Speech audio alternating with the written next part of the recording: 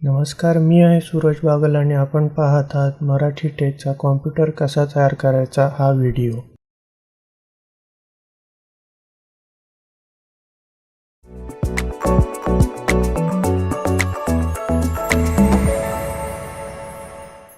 आमच्या यूट्यूब चॅनलला सबस्क्राईब करा आणि घंटेच्या आयकॉनला दाबून आमचे सर्व व्हिडिओ सर्वात आधी पहा. आज आपण हे सर्व भाग घेऊन AMD प्रोसेसर आधारित कॉम्प्युटर तयार करणार आहोत. तर प्रथम आपण हे सर्व बॉक्स उघडून यामधील पार्ट्स पाहूया.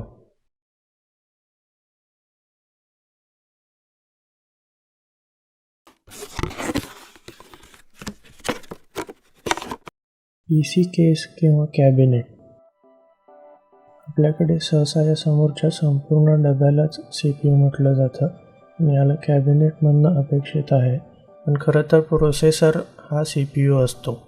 या व्हिडिओसाठी आपण कोर्सेरचा स्पेक 3 मॉडेलचा कॅबिनेट निवडला आहे. हा ATX प्रकारचा मिड टॉवर कॅबिनेट आहे. 2 फॅनसुद्धा मिळतात, त्यामुळे चांगला एअर फ्लो आहे. कॅबिनेट आपण आपल्या गरजेनुसार आवडीनुसार घेऊ शकतो.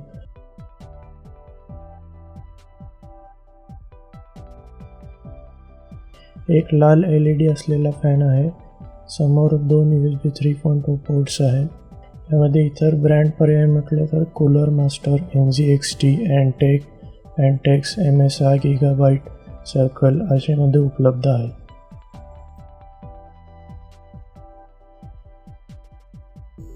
मॉनिटरसाठी आम्ही LGचा हा 22 इंची मॉनिटर निवडला आहे. हा डिस्प्ले 75 हर्ट्झ फ्रिक्वेन्सी असलेला असून AMD GPU सोबत वापरणार असाल तर गेम खेळताना सहज दृश्य दिसण्यासाठीची FreeSync सुविधा वापरता येते. यामध्ये आणखी एक खास गोष्ट म्हणजे याची कलर गॅमट व्हॅल्यू sRGB 99% आहे, म्हणजे हा इतक्या प्रमाणात अचूक रंग दाखवू शकतो. कलर कॅलिब्रेटेड असलेला हा मॉनिटर बेझरलेस म्हणजे कडा कमी असलेला असल्यामुळे यावर फोटो आणि व्हिडिओ आणखीच सुंदर दिसतात आणि डोळ्यांना कमी त्रास होतो. हा मॉनिटर फुल HD रेझोल्यूशन असलेला IPS LED डिस्प्ले आहे. याची किंमत 9 ते 10 हजारापर्यंत आहे.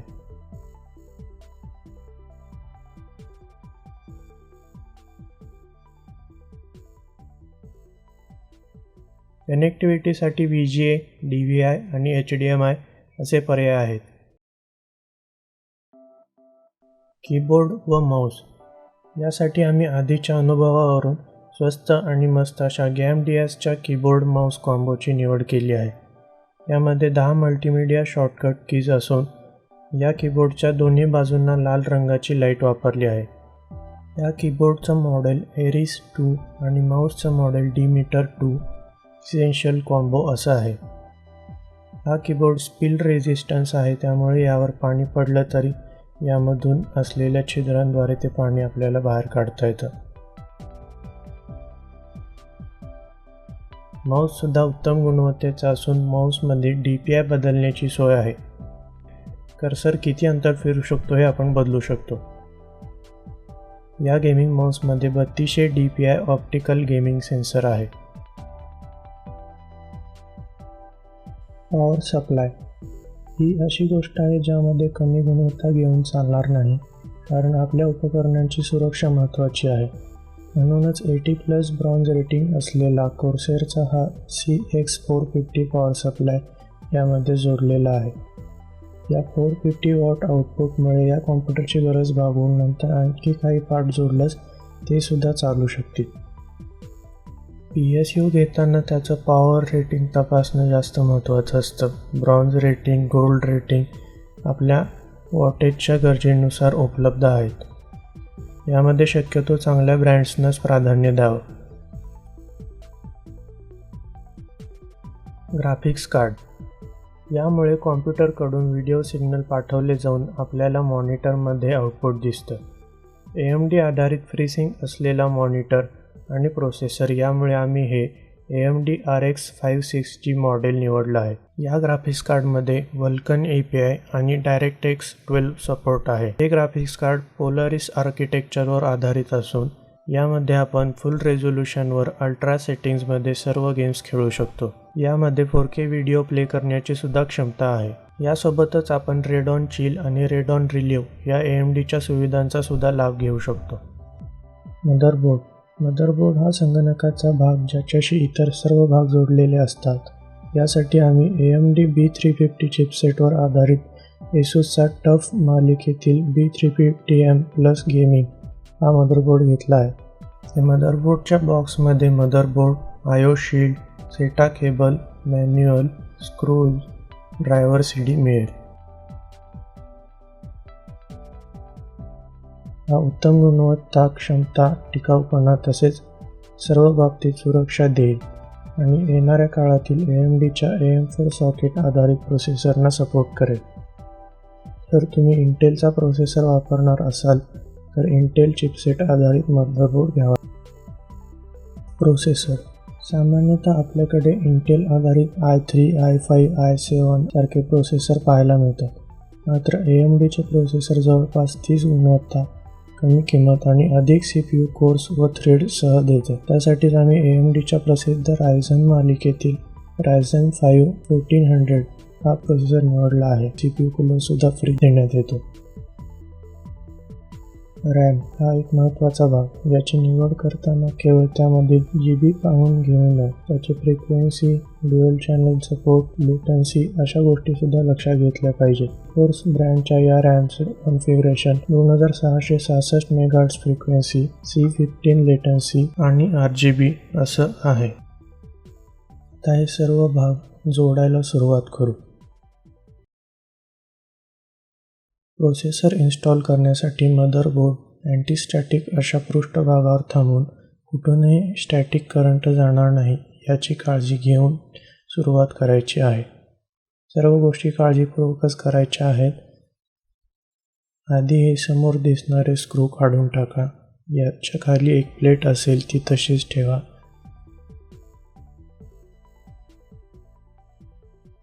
नंतर लिव्हर सरकवून वर करा आणि आता AM4 सॉकेट ज्यावर आपण प्रोसेसर ठेवणार आहोत त्यावरील त्रिकोण पाहून घ्या. त्या दिशेनेच आपला प्रोसेसरवरील बाण ठेवून प्रोसेसर जोडायचा आहे. प्रोसेसर हाताळताना त्यावरील पिना तुटणार नाहीत किंवा हलणार नाहीत याची काळजी घ्या. प्रोसेसर ठेवल्यानंतर लिव्हर पुन्हा लावून ठेवा.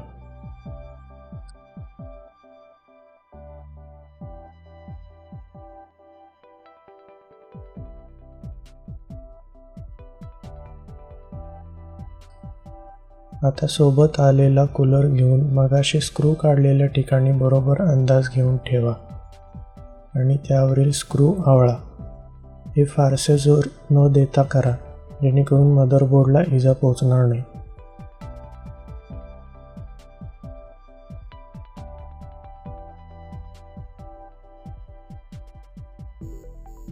हे झाल्यावर मदरबोर्डवर CPU फॅन हेडर असे लिहिलेल्या ठिकाणी त्या कूलरची वायर जोडा.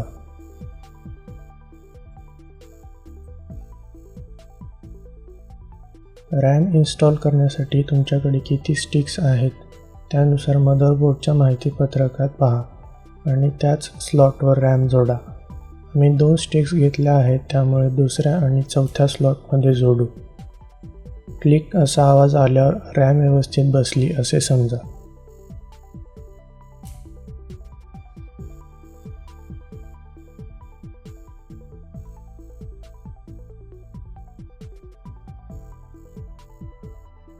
आता हे सर्व भाग कॅबिनेटला जोडून घेऊ. प्रथम कॅबिनेटचे दोन्ही पॅनल मागील स्क्रू सैल करून काढून घ्या. कॅबिनेटसोबत आलेले स्क्रू नीट बाजूला ठेवा. आता मदरबोर्डच्या बॉक्समध्ये आलेली IO शील्ड घ्या आणि दाखवल्याप्रमाणे बसवा.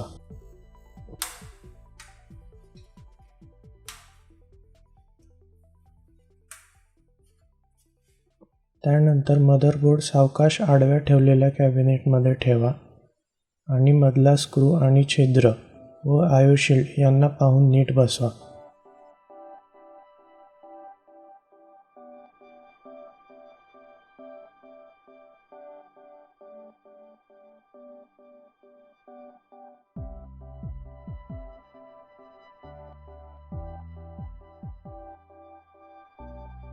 मागच्या बाजूला सुद्धा नीट बसल्याची खात्री करून घ्या आणि मग मदरबोर्ड सोबत आलेले स्क्रू जोडून घ्या.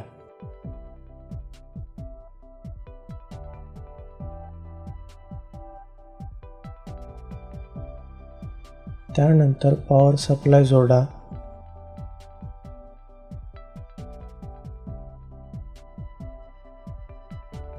याच्या फॅन्सची दिशा पाहून त्याची मांडणी करून बसवा.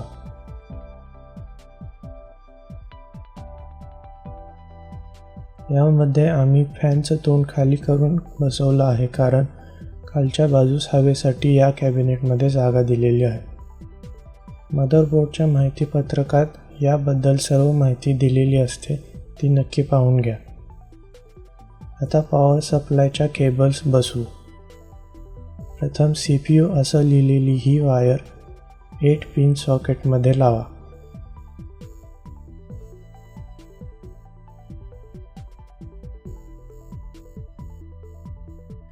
त्यानंतर कॅबिनेटमधील हवा मागून बाहेर पडण्यासाठी असलेल्या या फॅनची वायर या हेडरला जोडा.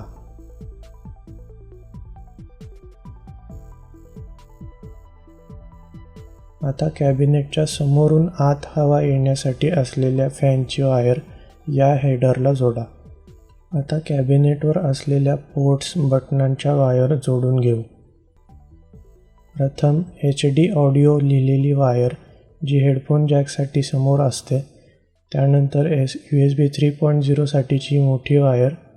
दोन्ही पोर्ट 3.0 असल्यामुळे एकच वायर, अन्यथा बाजूला आणखी स्लॉट 2.0 साठी दिलेले आहेत.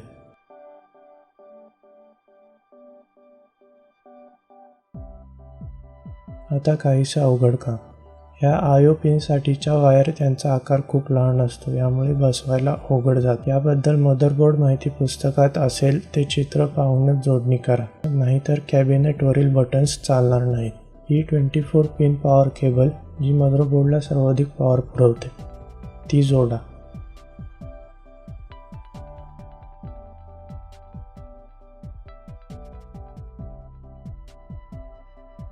आता आपल्याला 6 SATA पोर्ट्स दिलेली दिसतील. यांचा वापर hard disk, SSD, DVD drive जोडण्यासाठी केला जातो. इथे 6 पर्याय दिसत आहेत. आम्ही SSD व हार्ड डिस्क दोनच वापरत आहोत, म्हणून या मदरबोर्ड सोबत आलेल्या 2 SATA केबल येथे जोडल्या आहेत. आता ह्या SSDला जोडण्यासाठी एक SATA केबल आणि पॉवर सप्लायमधून एक वायर जोडायची आहे.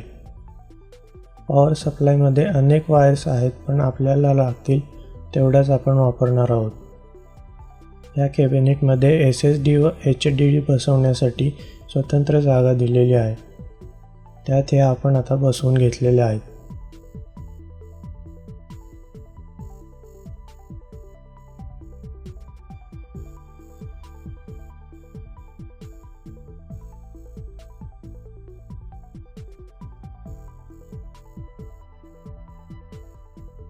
आता बाण दाखवलेल्या ठिकाणचे स्क्रू काढून तिथल्या 2 पट्ट्या काढून बाजूला ठेवा.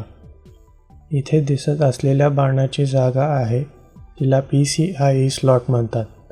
इथे आपण ग्राफिक्स कार्ड म्हणजेच GPU जोडणार आहोत. जोडताना कडेला असलेलं लॅच बंद झालं ते पहा. GPU जोडल्यानंतर मगाशी काढलेले 2 स्क्रू इथे पुन्हा जोडा, म्हणजे GPU व्यवस्थित बसेल. आता कॅबिनेटमध्ये जोडायचे भाग जोडून झालेले आहेत. यानंतर अस्ताव्यस्त असलेल्या वायर्स मागे दिलेल्या खाचांमधून फिरवून व्यवस्थित दिसतील अशा लावा. याला केबल मॅनेजमेंट असं म्हणतात. यासाठी आपल्याला पॉवर सप्लाय आणि कॅबिनेट मॅन्युफॅक्चररनी सुद्धा झिप टाईज दिलेल्या असतात. आता आम्ही पॉवर प्लगला जोडून तो आता पॉवर सप्लायला जोडत आहोत. बटन ऑन करून कॅबिनेटवरील ऑन बटन सुद्धा दाबून PC सुरू केला आहे. सर्व लाईट्स व्यवस्थित चमकत असतील आणि फॅन फिरत असेल तर आपला कॉम्प्युटर शक्यतो चांगल्या प्रकारे काम करत आहे. जर नसेल तर सर्व कनेक्शन्स व्यवस्थित आहेत का हे तपासून पहा. आता मॉनिटरवर मदरबोर्ड कंपनीचा लोगो दिसेल व बायोस उघडेल. जर बायोस उघडली नसेल तर लोगो खाली सांगितलेली डिलीट किंवा F11, F12 ही प्रत्येक कॉम्प्युटरसाठी वेगळी असलेली की त्यावेळी बघून लगेच दाबावी. बायोस हा कॉम्प्युटर सुरू होताना लोड केलेला प्रोग्राम असतो, जो सर्व हार्डवेअरला चालण्यासाठी सूचना देतो. येथे आपल्याला हार्डवेअर संबंधित सर्व गोष्टी पाहता व नियंत्रित करता येतात.